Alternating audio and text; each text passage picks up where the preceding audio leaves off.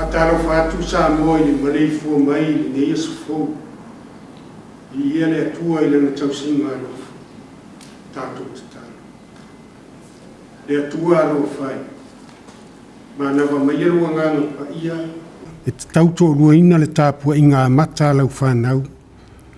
Whapela wa singa o le nei aso. O mātou talo. Ele le swafa pele o Yesu lo mātou ori whaola. Amen. O le tusi whai tau o le nei aso. Evangelia Ioane i lonu tau po sifuru maritolu.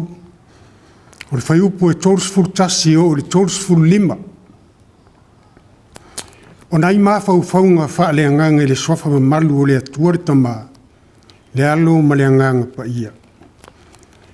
Ioane mtau po sifuru tolu.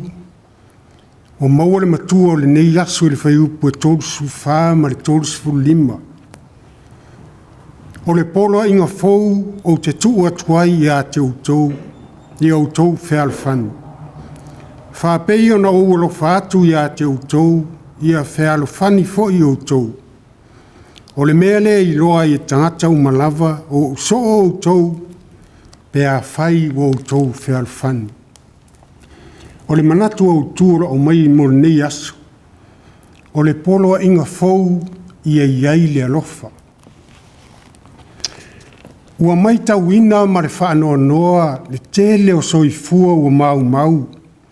O nai mātua mātutua o whanau la iti ma le tele o soifua ua awhia o na o taua ma whewae a inga mālo le lalolangi. Ua le aise whealofani ua aunga piu foi ma le alofa o na o le fia pule ma le ola wha amaualunga i nā te tele. Ua whaapea i a inga, o nuu ma le atunu, ua fia foi ma le kālesia o na o le mae a o le whaualunga, ma le whaamaualunga o le tangata. Tā lofa i le whoafuanga mātang o fie na whaia e le atua, ua ngalo le alofa na whaavae ai. O le atua, o le alofa lava ia. O le tūla fono fo i sa talano aina i le neiva i aso, ua ta aui maafi le alofa i lona tūlanga o loo whaalia ai le ato atoa o le atua. O le tusi whaitau o le nei aso ua polili ai ma ua totoa i Yesu se poloa inga fou. O le poloa inga i ai le alofa. O whai loa i Yesu i ona soo. O se tasi o i lātou na te whaalata ina o ia.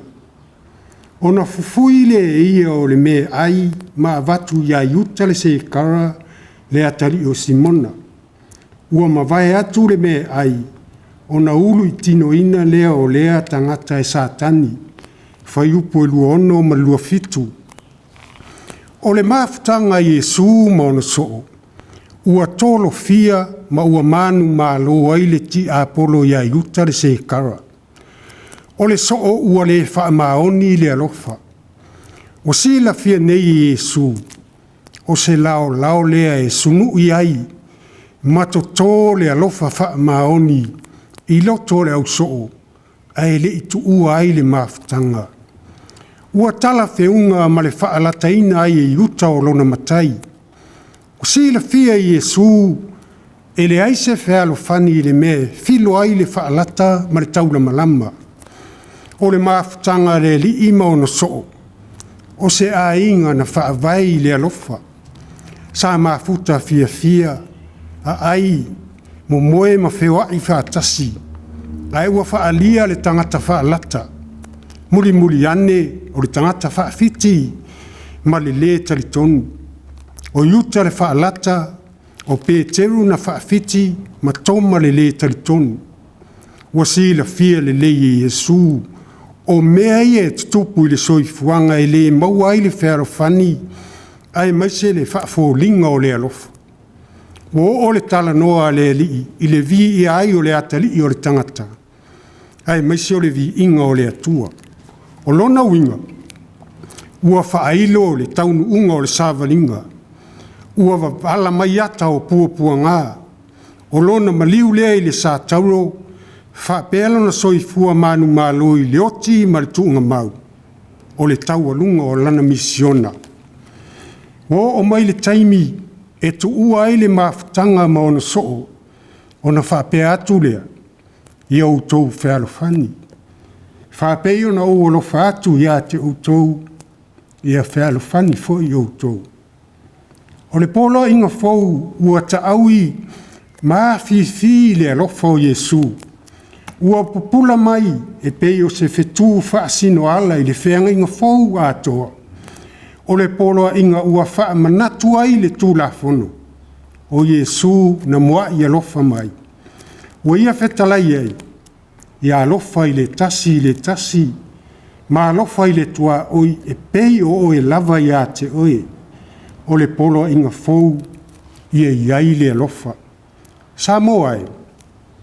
Wa o au mai Yesu ia tātou whea alofani. O whea fo I anga iai ma fuanga wha ngā solo le nei aso. Ia mua le alofa o Yesu. E le tau mate e manuia lo wainga. O le nuu ma le atunuu whaapea le e kāresia. Pe a whaasili ma taau I mea uma I le whea alofani ma le alofa wha a Yesu. Wa tātou wanga atu I le toe masina o le tausanga.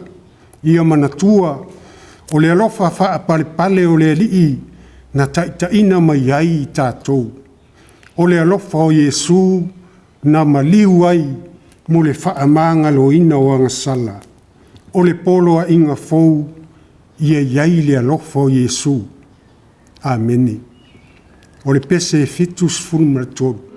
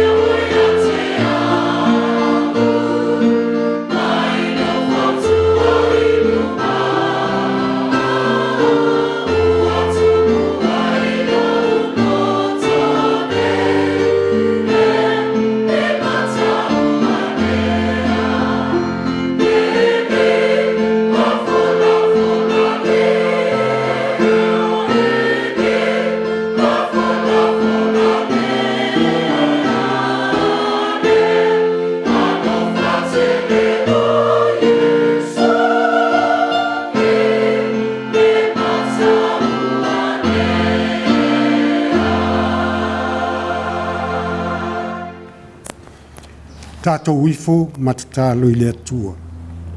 Le alofa tūno ai, whawhitai wa ulia manuia le neia sofou, ai maise le whaataunu ina o fua fuanga o le neiva yaso.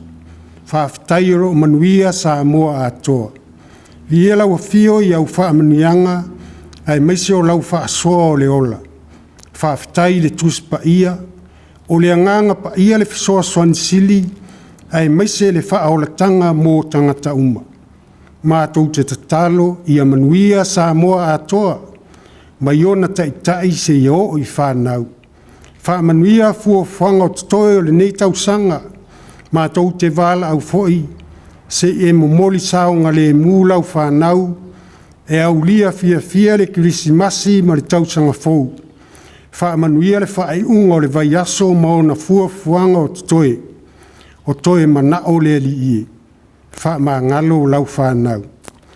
Tu mau mai le manuia ma le file mua lau o fio le atua le tamā, le lofa si le ese Iesu Keriso, ma le maftanga ma le anganga pa ia tu mau I lunga o Samoa ma lau whanau wha tuatua, nei se ia o I le whaavau e whaavau lava. Ameni.